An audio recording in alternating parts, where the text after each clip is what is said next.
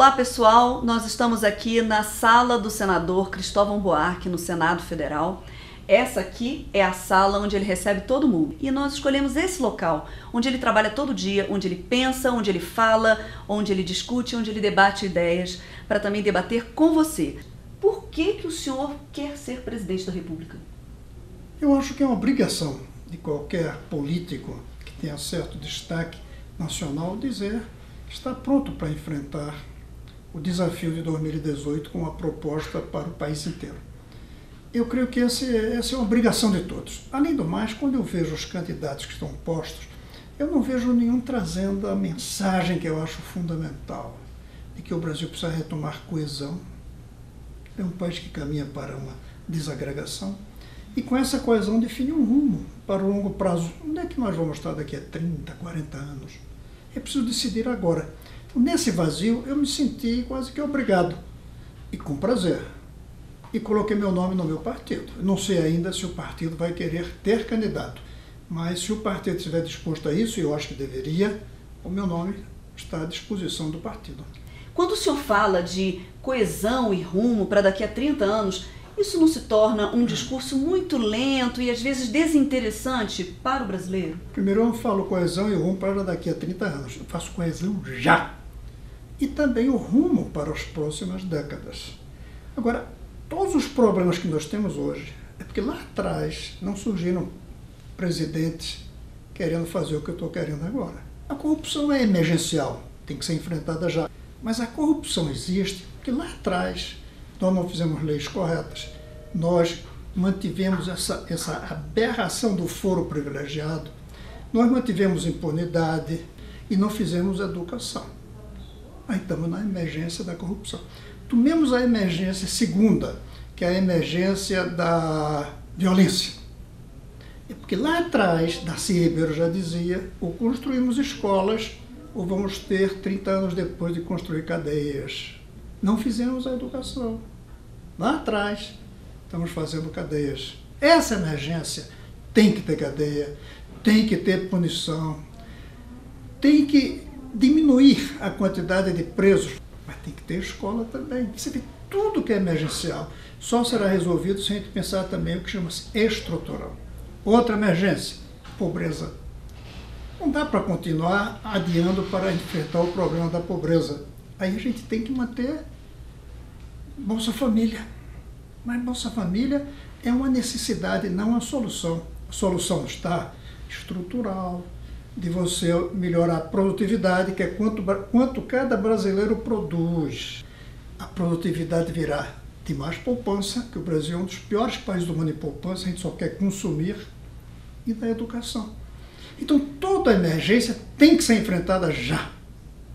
Mas não podemos perder a perspectiva de longo prazo, senão cada eleição, daqui a 4, daqui a 8, daqui a 12, daqui a 20, vai continuar com os mesmos problemas emergenciais. Qual seria a primeira medida que o senhor adotaria no seu primeiro dia de governo? Primeiras medidas que eu adotarei é para que o governo, o presidente, se aproxime do povo quebrando privilégios e mordomias. Quais? Por exemplo, para que carro oficial de cada senador? O senhor usa carro oficial? Não, eu não uso carro oficial, não preciso carro oficial. Para que isso? O senhor tem auxílio moradia? Não, não tenho, mas tem que dizer que eu sou de Brasília. Se eu fosse um senador de outro estado, era possível que precisasse de um auxílio moradia. Eu sou daqui. Mas carro oficial, mesmo um senador de fora, não precisa. Táxi funciona bem. Para que ter carro oficial? Para que tanto funcionário de governo ter carro oficial? Bastava o ministro. O ministro é o que tem que ter. Para que mais? Então, a primeira coisa é reduzir todas as mordomias, vantagens, privilégios. Segundo, é se reunir de gente que, independente do partido, seja transparente. Não pode ter ao lado do presidente alguém sob suspeição. Nenhuma. Ministério é lugar de gente pura. Então, isso é uma mudança do primeiro momento que serve para trazer o quê? Exemplo. Na hora que os dirigentes derem exemplo, melhora a coesão nacional. Durante uma eleição, são feitas coligações. Como é que se faz isso de forma transparente, senador? Não tendo a eleição do presidente, mas sim a eleição de um programa de governo. Explica isso melhor, senador. Eu quero ver cada candidato a presidente chegar na campanha e dizer, olha aqui, os primeiros decretos que eu vou assinar. Aí você mostra todas as leis que vai mandar para o Congresso. Quando você foi eleito, não foi você, foi o seu programa. Foram essas leis, essas medidas de emenda à Constituição, esses decretos. Então imagine o presidente, 2 dias depois ou 3 da eleição, ir no Congresso e dizer, eu fui eleito para fazer isso, quero que vocês votem nisso. Os deputados vão se negar? Pode ser, mas vai ser difícil, porque eles vão estar contestando, não é um presidente, mas 50 milhões de votos que o presidente carregou para aprovar aquilo. Ou seja, houve um plebiscito. Senador, federalização da educação dá voto? Tanto não dá, porque eu só tive 2,5 na última eleição, mas é verdade que eu tive 2,5 disputando com 3 figuras. Lula, no auge da sua carreira, pedindo uma reeleição depois de um bom governo. Tem que reconhecer, o primeiro governo Lula foi bom, em parte graças aos chineses, que estavam crescendo muito e compravam nossas coisas. Segundo, o Alckmin, no auge do PSDB, ainda com a lembrança do bom governo de Fernando Henrique. E terceiro, a Heloísa Helena, na época que a esquerda tinha um discurso que seduzia, e ela com um charme pessoal que ela tinha. Eu disputei com eles. Agora, Heloísa Helena não está, o Lula de hoje não é mais aquele. E pode ser que não esteja. E pode ser até que não esteja. E o Alckmin não é mais aquele, nem o PSDB. Então é possível que agora seja possível passar essa mensagem. Até porque a palavra federalização não é boa. Eu mesmo não usei aqui, se eu não me engano, eu usei adoção. O governo federal adotar as escolas das cidades que não têm condições de manter uma boa escola para suas crianças. Ou seja, sua proposta na educação é fazer com que o governo federal tome conta de escolas de municípios pobres para que eles possam formar melhor suas crianças. Mas não de escola, de todas as escolas daquele município. Ou seja, naquele município, todas as escolas serão federais. O que caracteriza isso? O professor será selecionado nacionalmente, com um salário bastante elevado. É possível fazer isso? Tem dinheiro, senador? Depende de quantas cidades você quiser fazer.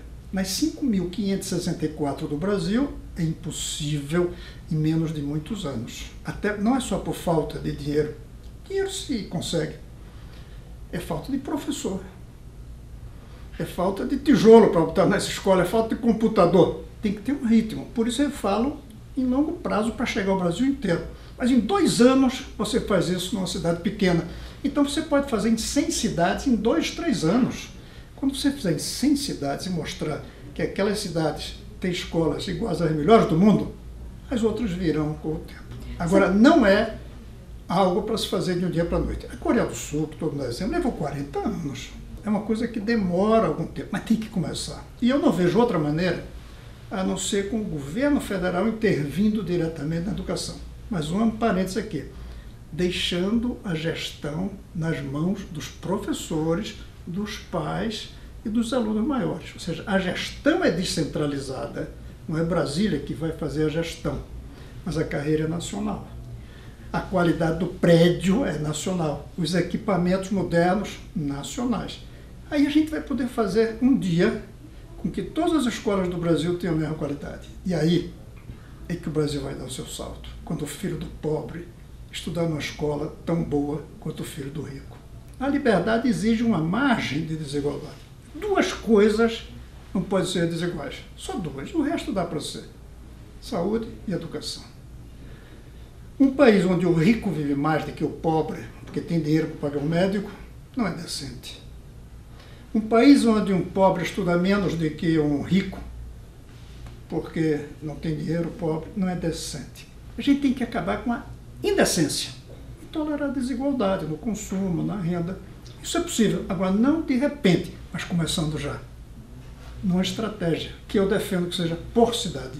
Senador, o senhor foi o criador aqui no Distrito Federal, na década de 90, do Bolsa Escola. Daí o programa foi copiado pelo governo federal, na época era o presidente Fernando Henrique Cardoso, e foi continuado aí pelos governos do PT, como Bolsa Família. Qual é a diferença do Bolsa Escola para o Bolsa Família? Vamos lá. 3 diferenças brutais o Lula fez em relação ao programa Bolsa Escola, que o Fernando Henrique não copiou. Ele adotou o que eu fiz no Distrito Federal. Eu acho isso um gesto de extrema generosidade dele. Ele nem o nome mudou. Qualquer político muda nome. Sobretudo eu era de um partido opositor a ele. Ele adotou, levou para o Brasil, 4 milhões. O Lula era contra o Bolsa Escola. Tanto que ficou um ano sem fazer. E eu, ministro da Educação, defendia ele que não fizesse tal do Fome Zero. Aumentasse o valor da Bolsa Escola e espalhasse. Foi contra. Um ano depois, o marqueteiro dele, Duda Mendonça, que disse, faça Bolsa Escola, que vai dar voto. E aí, fez 3 mudanças terríveis. Uma, mudou o nome. Por que é importante? Porque quando uma mãe recebe um dinheiro que diz Bolsa Escola, ela pensa, eu recebo porque meu filho vai à escola. E pela escola eu saio da pobreza. Quando ela recebe um dinheiro que se chama Bolsa Família, ela pensa, eu recebo porque minha família é pobre. E se eu sair da pobreza, eu perco esse dinheiro. Então, o nome. Segundo, tirou do Ministério da Educação e botou no Ministério da Assistência Social, que se chama Desenvolvimento Social, mas é da assistência. Aí descaracterizou. Perdeu a noção da educação. E terceiro, misturou, por questões de gestão administrativas, Bolsa Escola com Vale Gás, Bolsa Alimentação, auxílio para velho, misturou tudo. Então ele diluía um programa que era transformador pela educação em um programa assistencial. Do ponto de vista da generosidade, ele foi melhor, porque ele botou em praticamente todos que precisam. Foi bom, do ponto de vista generoso. Mas estrutural, transformador, foi um desastre. O senhor foi do PT, mudou para o PDT, o senhor participou do governo Lula, chegou a ser ministro da Educação, foi demitido pelo presidente Lula por telefone. Conta pra gente essa história. Eu fiquei 2 anos mais no PT depois de demitido. 2 anos. Como é que eu ia ter mágoa? Qual foi o motivo do seu voto no impeachment? Porque durante 5 anos eu disse que a presidente Dilma era irresponsável do ponto de vista fiscal.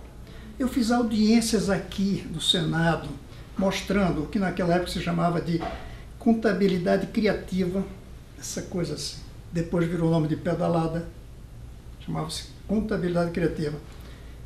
Tem o documento mostrando os debates, tudo mostrava que estava com contabilidade criativa, com irresponsabilidade fiscal. O senhor chegou a alertar o governo da presidente Dilma sobre essas questões? Muitas vezes escrevi um livrinho chamado A Economia Está Bem, mas Não Vai Bem, em que ele estava 15 itens que levariam ao desastre na economia. O 15º era a euforia, que impedia ver os problemas. Foi um governo de euforia. Então eu alertei que ia dar errado, eu alertei que era crime. Eu titubeei muito no voto, porque votar para tirar a presidente eleita é um negócio muito constrangedor. Mas se eu votasse diferente, eu seria incoerente. Se tem uma coisa que eu zelo, é a coerência. Eu zelo pela coerência. Então eu preferi correr todo o risco político, perder amigos, perder leitores, perder prestígio internacional. Muitos dos meus amigos internacionais, de uma esquerda que eu considero um tanto obsoleta, mas fascinado pelo discurso do Lula, da Dilma, do PT, até hoje estão desconfiados comigo. Eu preferi perder tudo isso para não ser incoerente. Eu fui coerente, mesmo lamentando. Chamam o senhor de golpista porque o senhor votou no impeachment. O senhor sofreu, inclusive, a sua própria família foi vítima de agressões. Conta pra gente como é que foi isso.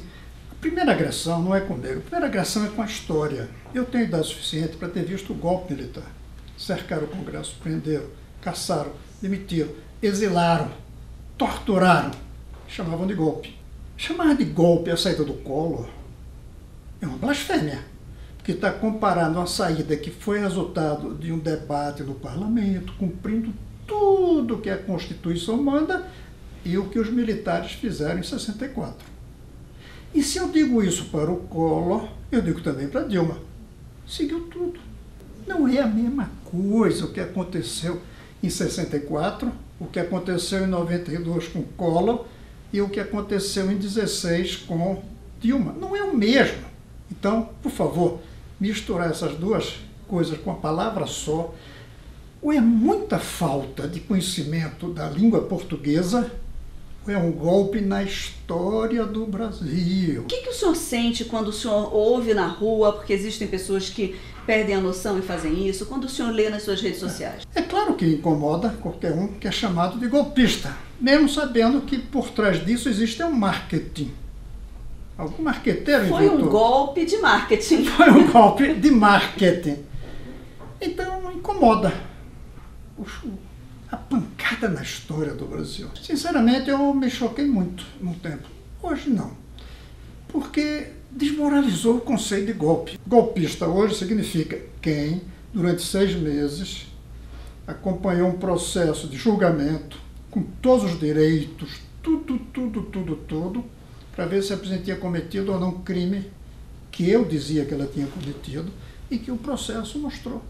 Além disso, que golpe é esse que a presidente até hoje tem passaporte diplomático, viaja com segurança paga pelo governo? Até hoje tem todas as prerrogativas de ex-presidente. Então foi um golpe na corrupção, foi um golpe na destruição que estavam fazendo da Petrobras, foi um golpe para salvar os fundos de pensão e para recuperar a economia. Senador, mas a corrupção continua, mesmo no governo Temer. O senhor está arrependido de ter votado pelo impeachment? Sabe como eu respondo? Quem escolheu o Temer foi Dilma. Quem votou no Temer foi quem votou na Dilma. Olha as vezes e vezes que a Dilma dizia: eu escolhi o melhor brasileiro para ser presidente, caso aconteça qualquer coisa comigo. A coisa mais importante de se escolher é o vice. Muito importante. E ela escolheu. Então o que tem ainda aí, e tem, sobretudo a imagem de corrupção também dos que rodeiam o Temer, todos foram ministros da Dilma. Todos. E eu acho que o impeachment não terminou. O impeachment só vai terminar quando a gente eleger o sucessor de Temer. Senador, o senhor parece que rompeu com uma parte da esquerda brasileira, especialmente aquela que apoiava a presidenta Dilma. O que mudou? O senhor ou a esquerda brasileira? Eu não rompi com a esquerda. A esquerda ficou para trás no discurso e nas propostas para o mundo. Eles não perceberam que tem uma coisa chamada globalização. Não dá mais para você ter uma economia fechada. Acabou esse tempo. É impossível você ter um banco central que ignore os restos. Não entenderam a robótica, a informática. Não entenderam que a maneira como se faz a economia é diferente. É dizer, a economia tem que ser eficiente. Ponto. Com a economia eficiente, aí a gente faz a justiça. E para mim a justiça não é mais a igualdade plena, todo mundo igual. Isso não pode, isso só acabando com a liberdade, inclusive de escolher o que quer comprar. Para mim a utopia, palavra que a esquerda perdeu, eu não perco, é uma sociedade onde a gente tem todo mundo acima de um piso social. Todo mundo acima. Aqui é quem não come, aqui é quem não veste, aqui é quem não tem onde morar. Todo mundo fica aqui em cima. Aqui um teto, mas não é de renda, é de consumo ecológico. Ninguém acima de um teto que destrói a natureza. Aqui dentro tem uma desigualdade tolerada. Uns têm carro, outros andam de ônibus. Agora, aqui, o que diferencia para mim a esquerda da direita é que a esquerda constrói aqui uma escada para que as pessoas possam subir até aqui. Essa escada exige 2 coisas iguais para todos: saúde e educação. Saúde porque doente não sobe escada. E educação porque é isso que dá o talento para você subir. É educação no sentido amplo. Por exemplo, o Neymar está aqui em cima pela educação que ele teve. Educação de jogar futebol. Ele tem talento e teve persistência.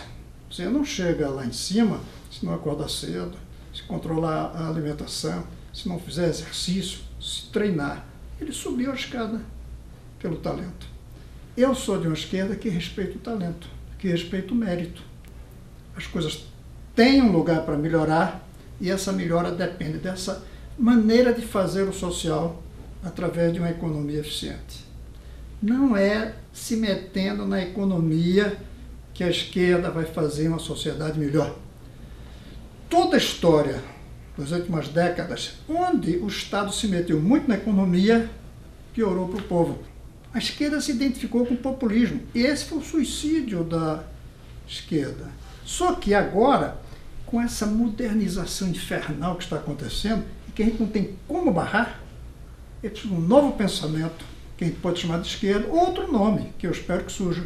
O senhor também votou a favor em duas votações muito relevantes, o senhor votou a favor do governo Temer, da posição do governo Temer. Uma é a reforma trabalhista e outra é a medida que impunha um teto para o limite de gastos, inclusive da saúde e da educação, que o senhor diz que sem isso a gente não cresce. Como é que o senhor explica para as pessoas que essas medidas vão fazer bem para o povo brasileiro? Primeiro, eu não votei nisso porque é do Temer. Ao contrário, eu votei nisso apesar de ser do Temer. Porque, gente, vamos pelo teto. Se tem uma coisa que é preciso acreditar, é na aritmética. Não se pode ignorar que 2 mais 2 é igual a 4. E quem tem 4 não pode gastar 5. O Brasil está do jeito que está porque gastava mais do que arrecadava. Quis fazer estádio para a Copa, quis fazer uma série de investimentos megalomaníacos, pagar salários altíssimos a nós parlamentares, aos ministros do Supremo, e isso esgotou. Teto já devia ter 50 anos. Aliás, na verdade, é 2.500 anos, quando Pitágoras começou a falar nisso. Mas isso não vai prejudicar os gastos com educação, Por quê? senador? Está aqui o teto, gasto em Forças Armadas, graças em educação, estradas e outra coisa aqui. O teto não é sobre cada um desses, não. Você pode aumentar a educação, desde que diminua os outros. Até que todo mundo dizer mais dinheiro para a educação, sem dizer de onde saía. Aí é fácil. Ninguém quis brigar para tirar dinheiro de outros gastos para colocar em educação. Continua sem querer. Eu apresentei uma proposta que aumentava 10% recursos para a educação no orçamento. Ninguém deu apoio. Ninguém apoiou. Porque o Brasil se viciou na ideia de reivindicar e não lutar. O bom do teto é que vai exigir luta e não reivindicação. Agora, quando você quiser aumentar o salário mínimo, vai ter que dizer que precisa diminuir o salário de algumas categorias de alto salário.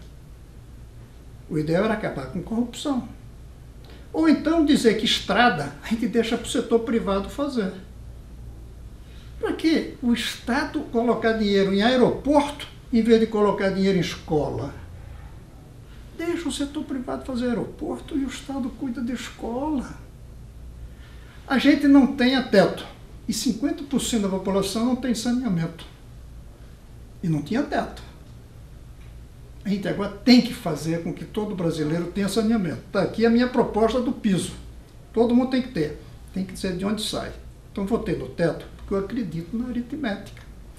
E porque eu sei que quando você gasta 5 só tendo 4, vem inflação, que é a ilusão de mentir. Reforma trabalhista. Quanto à reforma trabalhista, é óbvio que uma lei trabalhista que foi feita quando não havia elevador automático, você sabe disso, né? Sim. Eu sou mais jovem do que a CLT. E no meu tempo de menino não tinha elevador automático. Pelo menos no Brasil. Não sei se já tinha lá no exterior. Como é que eu posso continuar com uma lei dessa? A relação trabalhador e empresário tem que se adaptar à realidade das máquinas. Não tem jeito. Isso eu aprendi em Marx. Marx dizia, a realidade é que muda forçando a mudança nas leis. Você ficar preso numa lei antiga, isso chama-se reacionarismo. A esquerda brasileira ficou reacionária. Ela não acredita na evolução, ela quer barrar a evolução. Então a lei trabalhista era necessária. Tem falha ou não tem falha? Tudo tem falha. O próprio teto tem falha. Tinha que ter uma mudança na lei trabalhista. E você já está vendo os resultados. Vamos pegar o tal do trabalho intermitente. No futuro, a gente caminha, queira ou não, para aumentar cada vez mais o trabalho provisório. Eu acho que um dos erros aqui do Senado É 8 anos de mandato, devia ser intermitente. Como assim, senador? Pode-se poder demitir um senador no meio do mandato, alguns critérios, e usar o celular. Você não faz isso no BBB, Big Brother Brasil, só que com regras. O chamado americanos fazem, chama-se recall. Toda pessoa eleita pode ser destituída pelo povo. Hoje a gente tem instrumentos tecnológicos que permitem isso. Acabar com um mandato fixo de deputado e de senador. Estou falando com toda franqueza. Aliás, isso porque eu sou conservador do certo ponto de vista de hoje. Porque no futuro não vai precisar de parlamentar. No futuro será um computador imenso que vai receber a vontade de todo mundo, não soma e divide, porque isso é possível. Produz aquilo, um pensamento pela inteligência artificial, vê qual é a consequência para o futuro dos sonhos das pessoas e formula uma lei. Nós precisamos adaptar a realidade tecnológica e as leis. Foi por isso que foi feita a reforma trabalhista. A lei trabalhista talvez leve a algum sacrifício dos que têm emprego, mas vai trazer emprego para os desempregados. O problema maior do Brasil é que nós queremos resolver o problema nosso e não do Brasil. Então, cada empregado quer resolver o problema dele e não dos desempregados. Tinha que ter lei trabalhista. Eu lamento que tenha sido Temer. Eu queria que a Dilma, o Lula tivessem apresentado. Eles tinham mais credibilidade naquela época. Em 2006, o senhor se candidatou à presidência da República com uma bandeira da educação e o senhor não teve nem 3% dos votos. Como é que o senhor acha que agora, em 2018, vai ser diferente? O senhor acha que vai ter mais votos, mesmo carregando essa bandeira? Olha, em 2006, ficou a marca do candidato da educação. E eu gosto disso. Porque se você perguntou qual era a marca dos outros candidatos, que tiveram muito mais voto que eu, ninguém lembra. Qual era a bandeira da Heloísa, qual era a bandeira do Alckmin, mesmo do Lula. Eu fiquei com esse carinho. Agora, o que incomoda um pouco é que eu devo ter sido o único candidato que apresentou um programa concreto. Eu tenho até aqui, ó. Se você olhar, eu fiz um livro com o meu programa de governo. E o programa era Como Fazer, não é blá blá blá. A revolução é pela educação, mas não é educação. Se você olhar aqui, se eu não me engano, são 46 capítulos de programa. Isso foi a base do seu programa de governo? Foi essa. Só que em 2 minutos de programa, você não vai apresentar isso. Mas se você abrir aqui, por exemplo, como fazer para desenvolver a ciência, a tecnologia e a inovação? Tem a resposta aí. Tem. 1, fortalecer a pesquisa nas universidades. 2, avançar rapidamente em campo. 3, são quantos aqui? 9, 14 ações.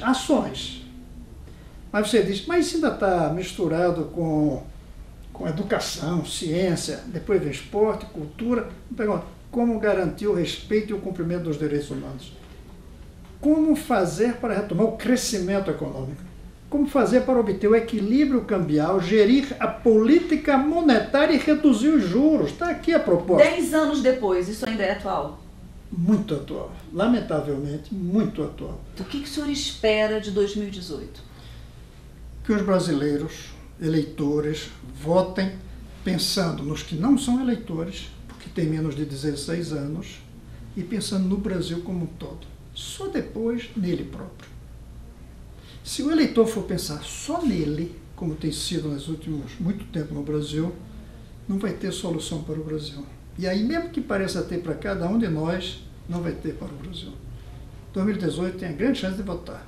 Vote pensando nos que nem nasceram ainda, nos que têm menos de 16 e não votam, e no conjunto de uma coisa chamada Brasil, que não é o mesmo da soma de todos os brasileiros.